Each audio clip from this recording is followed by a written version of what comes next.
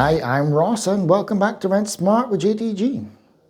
If your rental home has a garden or any kind of outdoor space, whether that's a front lawn, backyard or even a few planters, you'll likely be responsible for keeping it tidy and maintained unless your tenancy agreement states otherwise. So today let's talk about what's expected when it comes to looking after the garden throughout the seasons.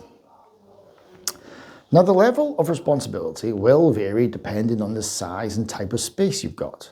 A small paved yard will take far less time than a big garden with borders and hedges, but in general, tenants are expected to keep outside areas clean, tidy, and reasonably maintained. That might mean mowing the lawn during spring and summer, trimming back hedges, weeding borders, or just keeping patios and paths swept. In autumn, it's a good idea to clear fallen leaves. And in winter, make sure the garden doesn't become overgrown or untidy. If the space is more than you can manage, or you're not particularly green-fingered, it's worth considering a local gardener, even just for the occasional visit to help stay on top of things. It doesn't have to be expensive, and it helps you avoid the garden becoming an issue at the end of your tenancy. It's also worth noting that some landlords don't provide gardening tools.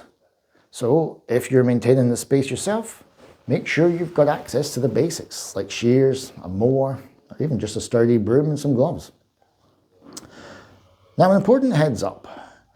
If there are large trees, mature shrubs, especially in conservation areas, they may be subject to tree preservation orders. That means you can't just chop them back or remove them without permission. If in doubt, it's always best to check with your landlord or letting agent before starting any major work. Another thing to consider is green waste. Most councils offer green bin collection services, but this usually comes with a subscription fee. If the tenant's responsibility to cover that cost if you choose to sign up, or if you'd rather, you can just take the green waste to the tip yourself. Either option is fine, it just depends on what works best for you.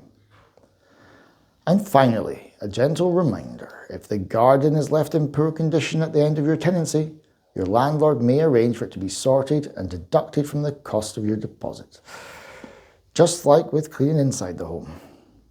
So the takeaway today, keep on top of things, don't be afraid to ask for help, and always check before tackling anything big.